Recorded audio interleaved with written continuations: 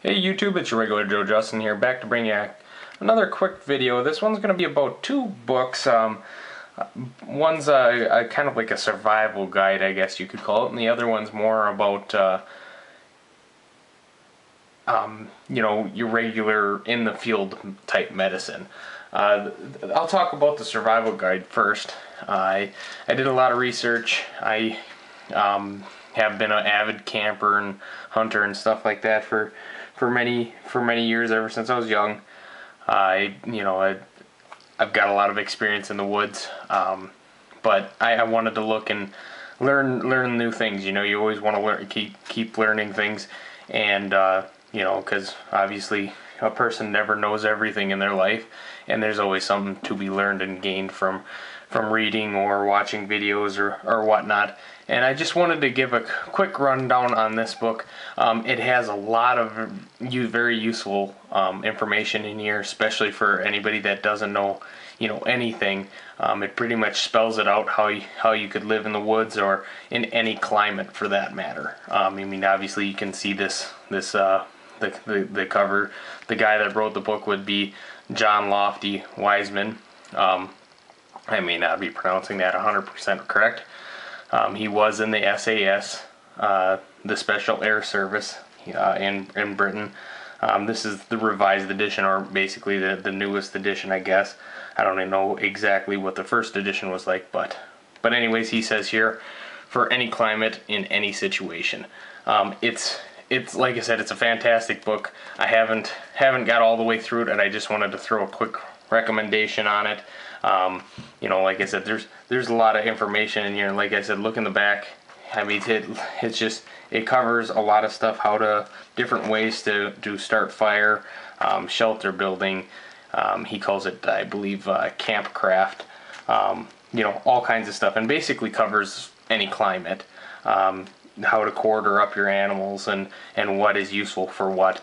One thing that I found very interesting in here, and I just read about it not too long ago, is about plants. How to find out about edible plants. And basically what he says in here is that there's a simple way to test any plant, any type of plant or anything that you might be thinking about eating, a safe way to do it. Even if you don't know what the plant is. So, I believe it was around $20, yeah, $19.99. You might be able to get it cheaper off eBay or something like that, but I know Barnes & Noble sold this to me for, that $19.99, so great book. I recommend it to anybody that's a prepper, survivalist, likes to go camping, or just generally wants, more informational reading. Very good book. Now, I was an EMT basic for many years. So when I was in high school and up, when I got out of the military, I went through paramedic, did that for about a year. I feel that I'm a very knowledgeable person when it comes to medical emergencies. But like I said, everything's always changing. There's always something to be learned. You can't pass up any chance to get your hands on some new information. I wouldn't consider it new information or anything like that. I think it's just a good guide for basic to advanced field procedures and a good all around. Like I said, it's not a very thick book. It's not going to cover every situation that could ever happen to you, but this will give you a good idea of what could be helpful to you in a situation where you're out in the field, anywhere from basic up until advanced type situations, such as getting an IV started. As a paramedic, I can't tell you how many times just IV solution alone saved people's lives by replacing lost fluids. Not necessarily in a case of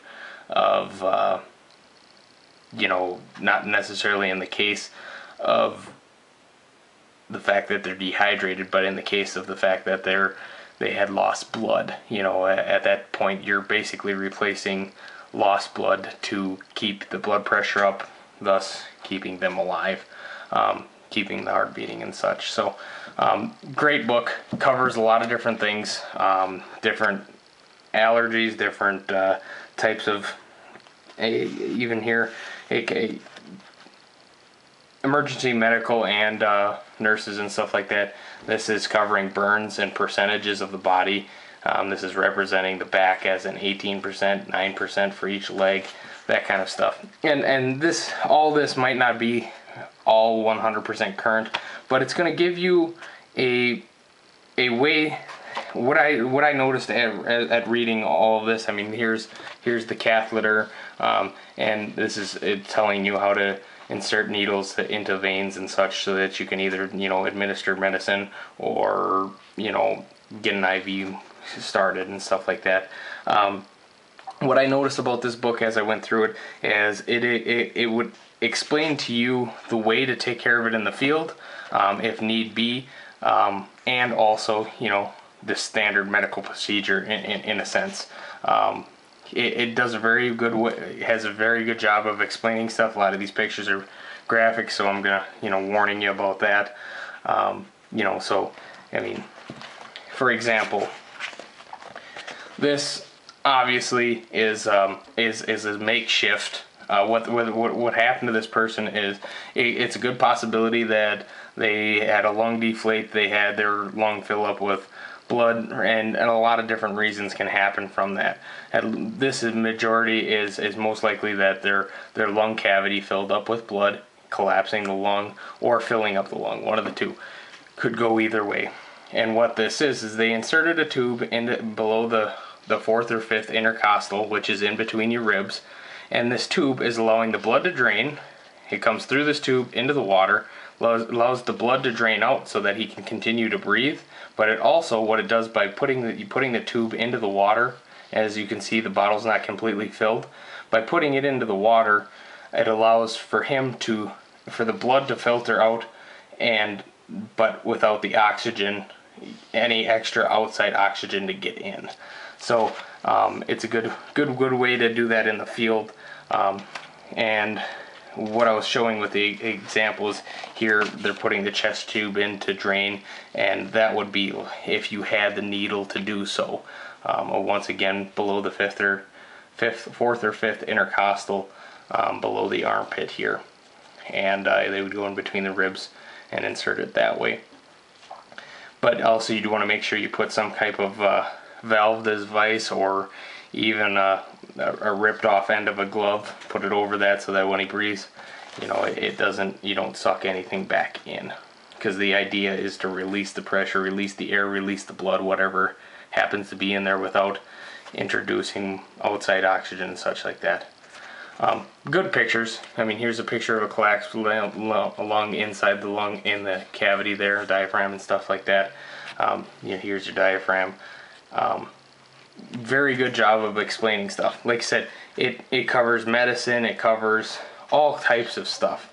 Great book. You know, I learned, you know, like I said, I went through paramedic training, did a little bit of work in the field as a paramedic, had many years experience as an EMT beforehand, and you know, it's not a replacement for good medical training, but if you want to learn about some stuff and be competent if you come upon that kind of situation, I definitely recommend this book to anyone that is willing to learn about that kind of stuff. And you know, you might never know, you know, you're out hiking or camping, and you know, something happens to your friend, your brother, your mother, whoever you're with, and you know, you don't know what to do.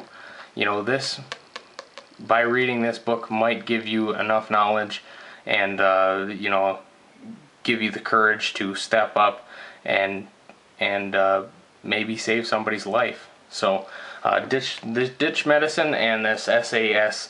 Survival Handbook, I recommend both these books to anybody that's, like I said, willing to continue to learn, and also that are wanting to increase their knowledge either on medicine or survival. Both very good books. So that's all I got for the review of these two books. It's, like I said, just more of a recommendation than anything. If you want a more in-depth review on those two books, I can definitely try to accommodate that.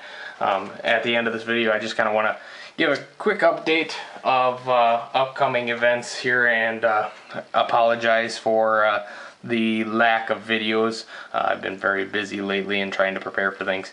But in this summer, as soon as the snow melts, I did get myself a camera. Probably not the best camera. It's kind of like a GoPro. But it does seem like it'd give me decent video quality and such. And what I'm looking to do with this is I will attach it to my firearm in some way, shape, or form. Go through some drills, and this would give me the ability to give you, the viewer, a view in first person, so you understand where I keep the muzzle of the rifle pointed at all times while going through drills. Just it'll give you a different perspective other than from the third person, I guess you could call it. So, if you guys got any recommendations for future videos, or what you'd like to see this summer as far as shooting videos, feel free to leave a comment below, and we'll be sure to accommodate that. And thank you again for watching For Joe's by a Joe, and you guys have a good rest of your day.